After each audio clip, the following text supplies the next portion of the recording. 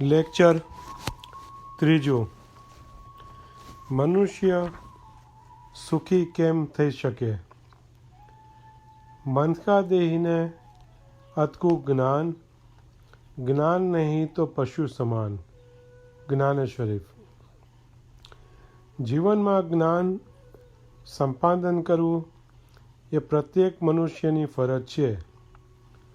જ્ઞાનના મુખ્ય 4 પ્રકાર છે: શારીરિક, માનસિક, વ્યવહારિક અને આત્મિક.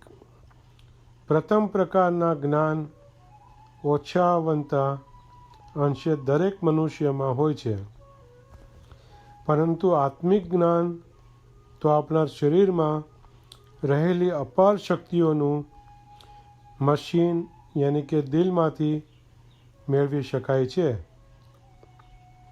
આત્મજ્ઞાનનો વિષય ઇબાદત છે. ઇબાદત આત્મા પરાત્માના મિલનનું સાધન છે. ઇબાદત સાધન છે અને આઝાદી સાધ્ય છે. આ જગત જે આપણે હાલ જોઈએ છીએ તે જાહેર છે અને રૂહ ભીતરમાં છે.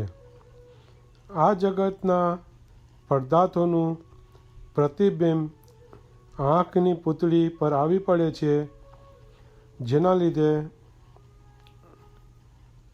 સૂક્ષ્મ નાડીઓમાં ક્રિયા થાય છે અને તેના આકારો મસ્તક દ્વારા ચિત્તમાં પહોંચે છે. ચિત્ત અને આત્મા એક જગ્યાએ હૃદયમાં છે. હવે જે દ્રશ્ય બહાર હતું તે આત્માની પાસે જાય છે.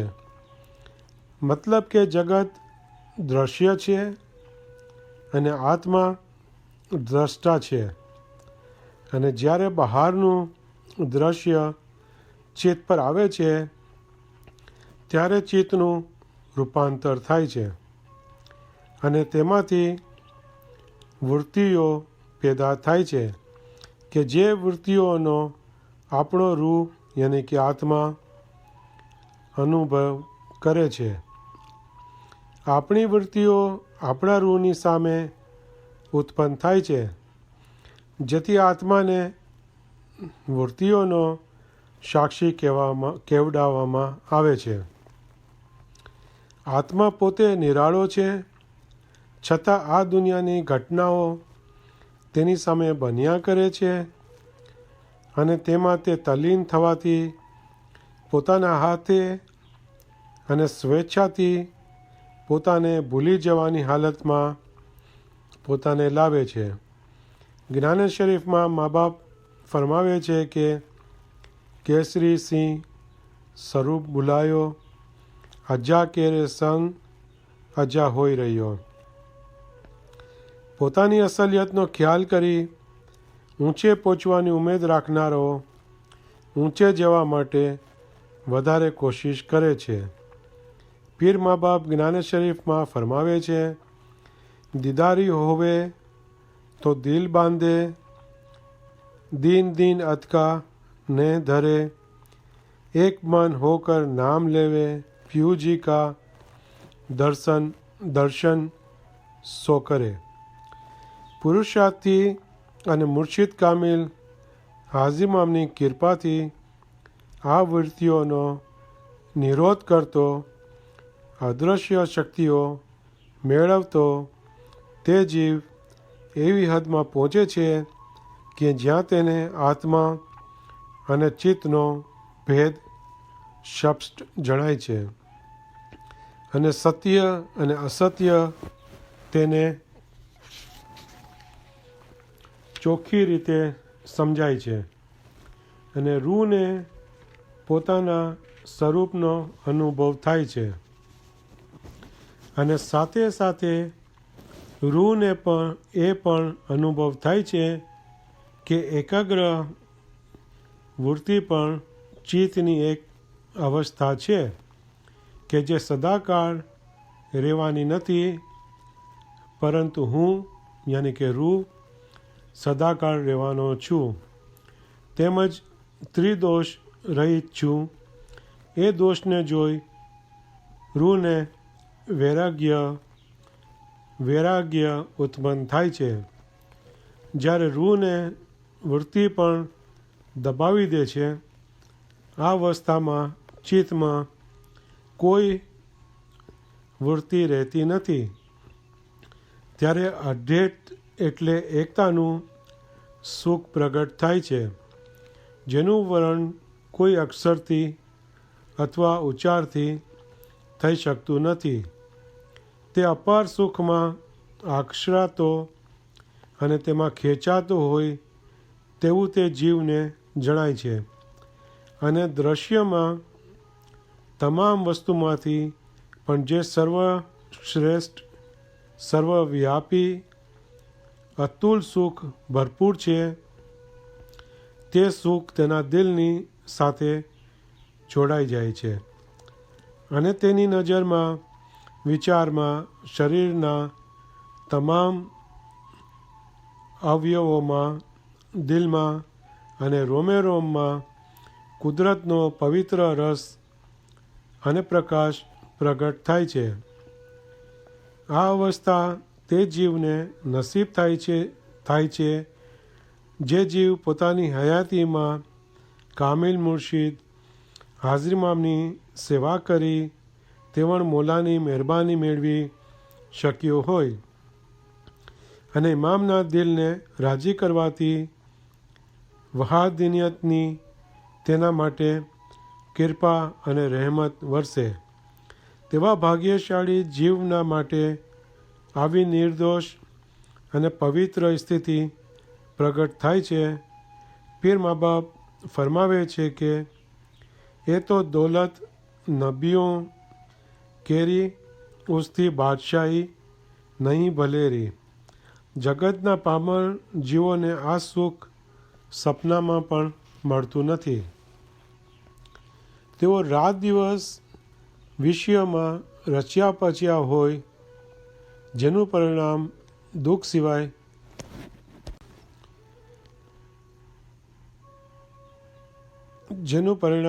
સિવાય બીજું કંઈ હોતું નથી.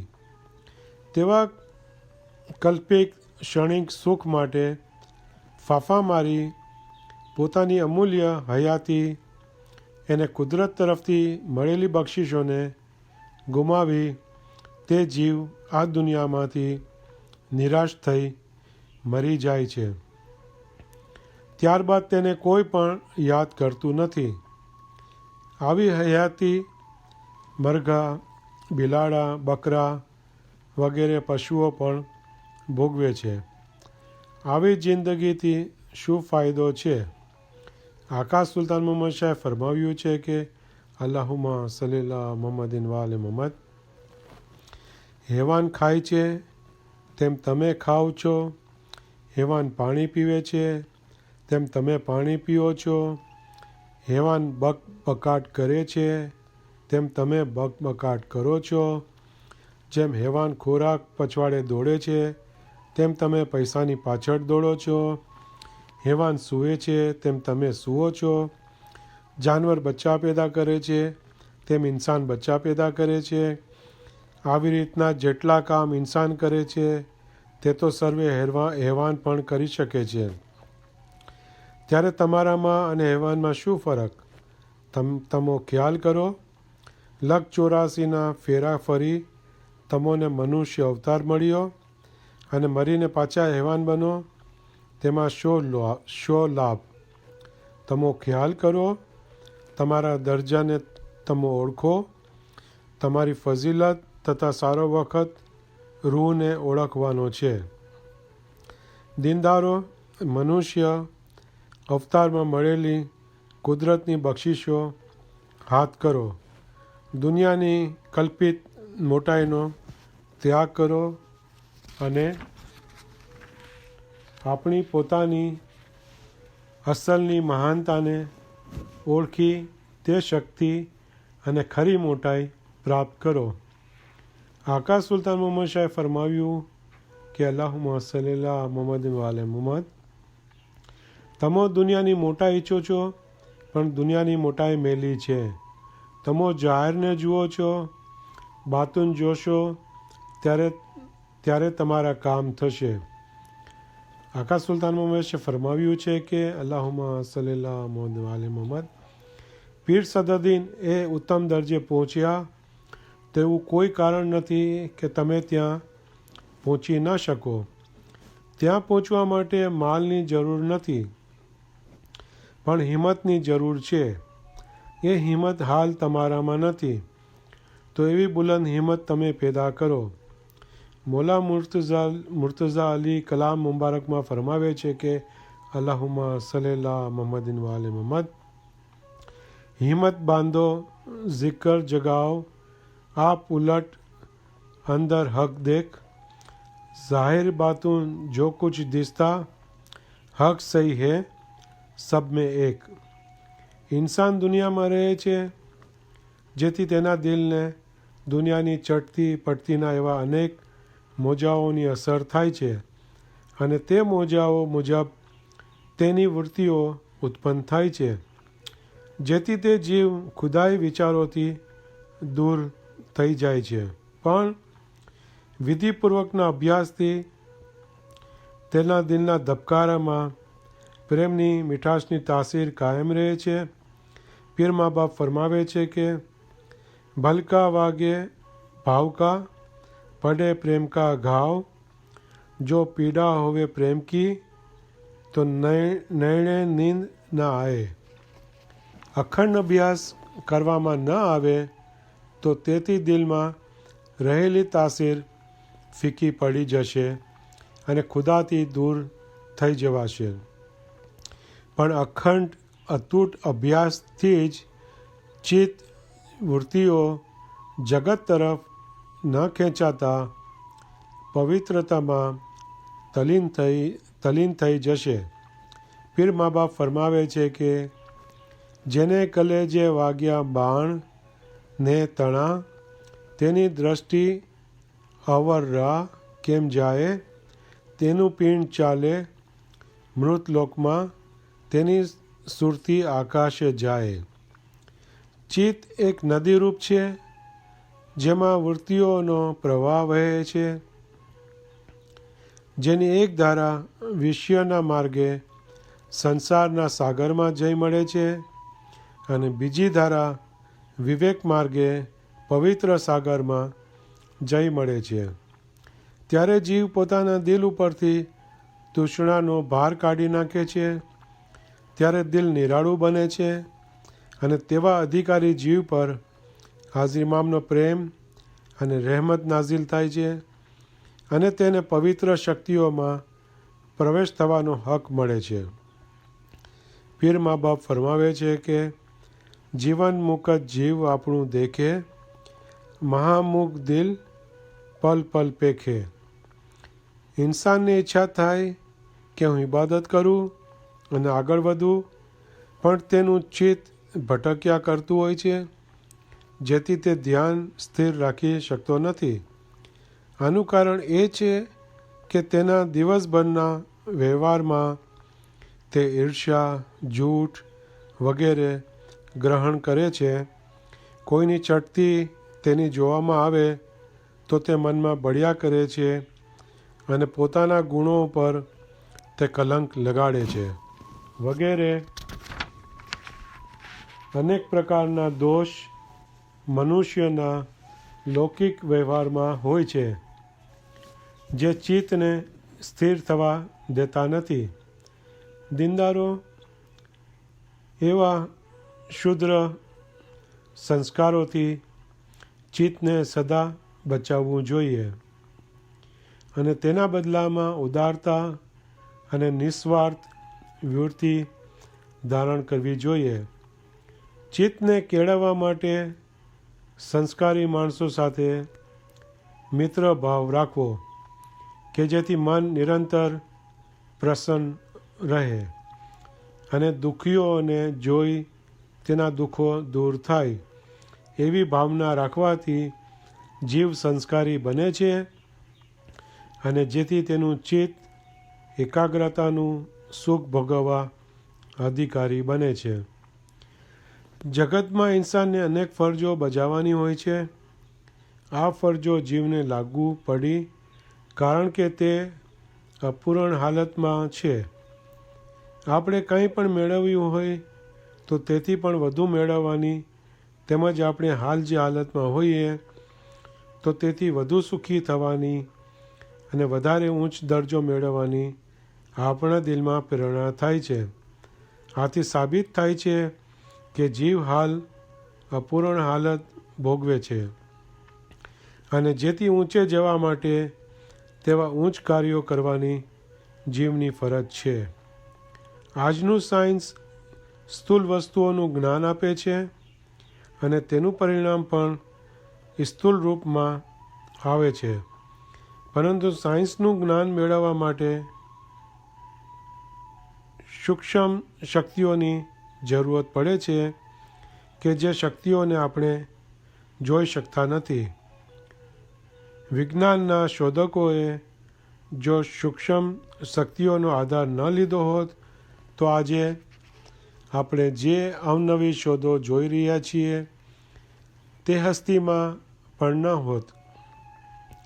દાખલા તરીકે કોઈ પણ શોધ કરનાર પોતાના કાર્ય માટે પ્રથમ ઈચ્છા કરે છે કે જે ઈચ્છા શક્તિ અદૃશ્ય શક્તિ છે. ત્યારબાદ તે કાર્ય માટે તેને દરેક વખતે વિચાર કરવો પડે છે કે જે વિચાર દિલમાંથી પ્રગટ થાય છે એ વિચાર શક્તિ અદૃશ્યની શક્તિ છે. આ રીતે અદૃશ્યમાં રહેલી ચૈતન્ય શક્તિ વડે જ વિજ્ઞાનશાસ્ત્રીઓ પોતાના કાર્યમાં ફતેમંદ બની શકે છે. મતલબ કે સૂક્ષ્મ શક્તિ જે આપણે જોઈ શકતા નથી પણ તે સાચી વસ્તુ અસલ શક્તિ છે. આ સંબંધે આપણે બીજો દાખલો લઈએ. મનુષ્યનું સ્થૂળ શરીર આપણને દેખાય છે પરંતુ તેને ચલાવનાર અને જીવન બક્ષનાર કોઈ અદૃશ્ય શક્તિ છે જે શક્તિ આપણા જોવામાં આવતી નથી. અને જ્યારે તે સૂક્ષ્મ શક્તિ યાની કે રૂહ શરીરમાંથી નીકળી જાય છે ત્યારે શરીરના તમામ અવયવો સલામત હોવા છતાં પણ તેને કાબેલ વિજ્ઞાનશાસ્ત્રીઓ પણ સજીવન કરી શકતા નથી અને જીવ વગરનો તે દેહ નિરુપયોગી થઈ જવાથી તેને જમીનમાં દાટી દેવામાં આવે છે અથવા બાળી નાખવામાં આવે છે.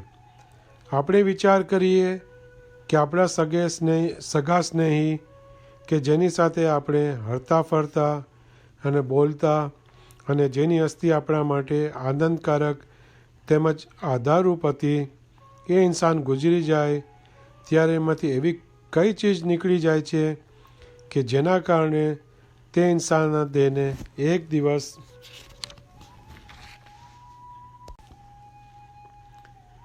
દિવસ પણ ઘરમાં રાખવા આપણે તૈયાર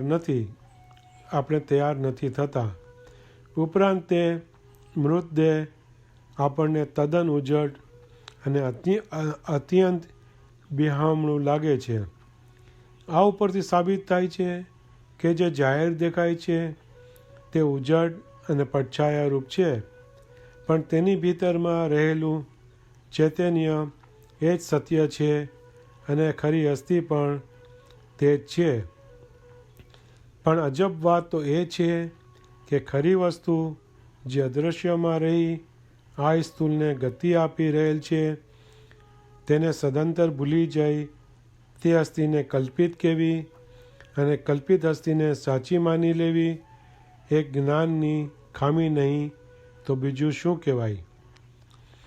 મહાન પૈગંબરો આત્મજ્ઞાનીજનો જેઓ રૂહાની માર્ગમાં આગળ વધ્યા તેઓના દિલમાં ઉત્તમ ગુણો પ્રગટ્યા અને તે ગુણો વડે તેઓ જગતને ઘણા લાભ આપી શક્યા. આ બિના ત્વારીખમાં મોજૂદ છે.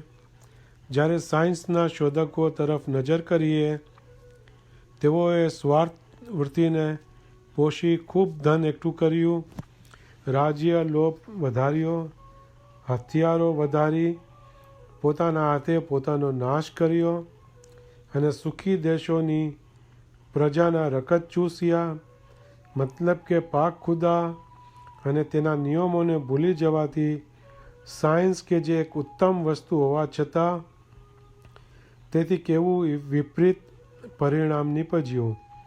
કારણ કે સાયન્સ હજુ અપૂર્ણ છે, પણ જ્યારે સાયન્સ સંપૂર્ણતા મેળવશે ત્યારે લૌકિક સંસ્કૃતિને બદલે અલૌકિક સંસ્કૃતિ જાહેર થશે. દાખલા તરીકે દૂરના માણસો સાથે વાતચીત કરવા ટેલિફોન વગર એવા બીજા યંત્રોનો હાલ આધાર લેવો પડે છે, તેમ આ રૂહાની શક્તિ પ્રગટ થતાં યંત્રોના આધાર વગર દૂર દેશના કોઈપણ માનવી સાથે માનસિક શક્તિ વડે સહેલાઈથી વાતચીત કરી શકાશે. ઇન્સાન જ્યારે દેખાતી વસ્તુઓને મેળવવાની જેમ જેમ વધારે ઈચ્છા કરતો અને ખેંચાતો જાય છે, તેમ તેમ પોતાની સાચી ચૈતન્યની હસ્તીનું ભાન ગુમાવતો જાય છે અને તેનાથી તે દૂર થતો જાય છે. અને જે વસ્તુ પ્રત્યે તેને ખેંચાણ હોય છે કે જે હયાતીમાં અગર મરણના વખતે તે છૂટી પડે છે, અગર તેનો નાશ થાય છે ત્યારે તે જીવ નિરાશ બને છે, છતાં તે વસ્તુ માટે દિલમાં તેના વિચારો અને લાગણીઓ સૂક્ષ્મ રૂપે કાયમ રહે છે અને તેના વિચારોના એ એલિમેન્ટ્સમાં તે જીવ પોતાના હાથે પોતાને બંધનમાં યાની કે કેદમાં રાખવા પોતે જ કારણભૂત બને છે. આ અવદશામાં પોતાને કેમ મુક્ત કરવું એનું જ્ઞાન તેની ભાનમાંથી અલોપ થઈ જાય છે. આવી જિંદગી ગુજારનારા અબજો જીવો જેઓને પોતાના માટે વિચાર આવતો નથી કે હું કોણ છું તથા કેવો છું, મારી અસલ જાત કઈ છે તથા ક્યાં છે, હું ક્યાં હતો, હમણાં ક્યાં છું, મરી ગયા બાદ ક્યાં જઈશ, ત્યાં હું કઈ દશામાં હોઈશ, ત્યાં મારું કોણ હશે, આ દુનિયામાં મેં શા માટે જન્મ લીધો અને પાછો મરી પણ જઈશ, મારી હસ્તી જિંદગાનીનો શો ભેદ છે વગેરે. પોતાનું ભવિષ્ય ન જાણનારા ઇન્સાનો જેની હાલત ખરું જોતાં એક અનાથ જેવી છે, પણ